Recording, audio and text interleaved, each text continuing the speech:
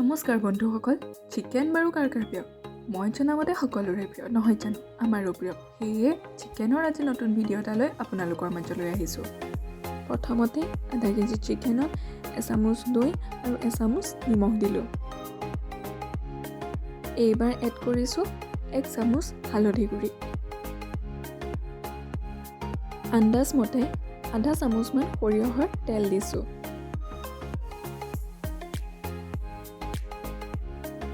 এতিয়া মাংসখিনি ভালদৰে সানি লৈ আধা ঘণ্টা সময় মেৰিনেট হ'বৰ বাবে ৰাখি দিম। মাংস বুলি ক'লে প্ৰথমতে আদা নহৰুৰ কথাই মনলৈ আহে, নহয় জানো? এয়া জলকীয়া সৈতে আদা নহৰুৰ এটা পেষ্ট বনাবলৈ লৈছোঁ। লগতে কেইটামান মান ধনিয়াৰ পাত দিছোঁ।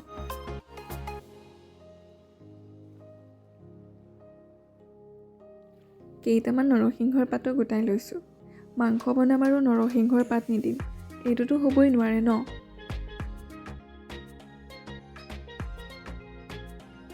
সকলোখিনি বস্তু মিলাই এটা পেষ্ট বনাই ল'লোঁ।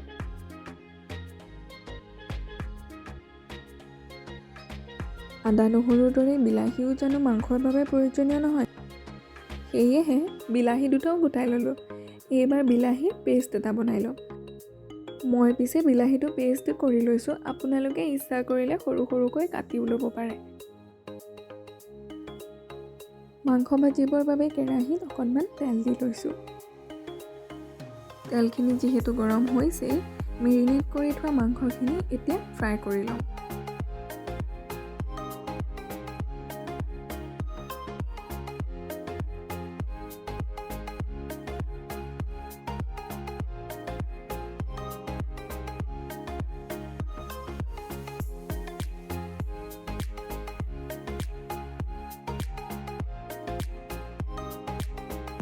মাংসখিনি ভালকৈ ফ্ৰাই কৰি লোৱাৰ পিছত কেৰাহীৰ পৰা উঠাই লৈছোঁ।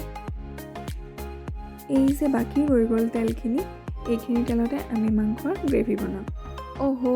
আপোনালোকক দেখুৱাবলৈ পাহৰিলোঁ নহয়, মই কিন্তু পিঁয়াজৰো পেষ্ট বনাই লৈছিলোঁ। ডাঙৰ ডাঙৰ 2টা পিঁয়াজ। তেলত পিঁয়াজখিনি ভালকৈ ভাজি লৈ পেষ্ট বনাই থোৱা আদা নহৰু 2 চামুচ দি দিলোঁ। কেঁচা গোন্ধটো আঁতৰালৈকে আদা নহৰুখিনি ভাজি লওঁ। এতিয়া দিছোঁ 2টা লং আৰু 2টা ইলাইচি। অকণমান হালধি দিছোঁ। এতিয়া এড কৰিছোঁ এচামুচ নিমখ।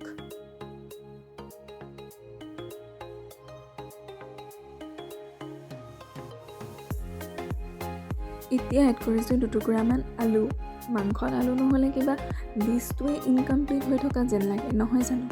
সেইকাৰণে আলু 2 টুকুৰামান দি দিলোঁ।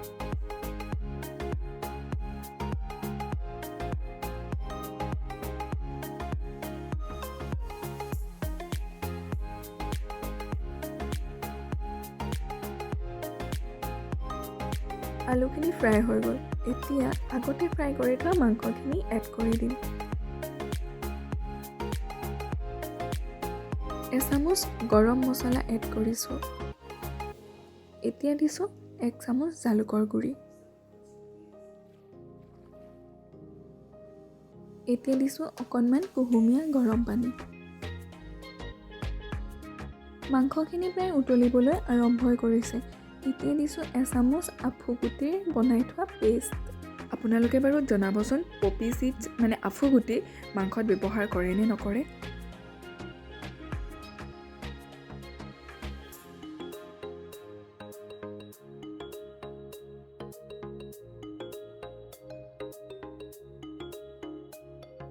দুটা কেঁচা জলকীয়া কাটি দি এইবাৰ অলপমান কচুৰি মেথি এড কৰি দিলোঁ।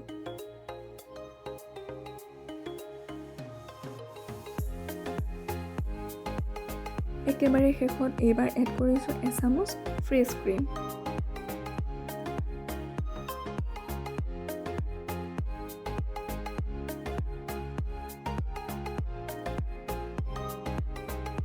অতি কম সময়ৰ ভিতৰতে আমাৰ চিকেন তৈয়াৰ হৈ গ'ল। ভিডিঅ'টো শেষলৈকে চোৱাৰ বাবে সকলোকে ধন্যবাদ।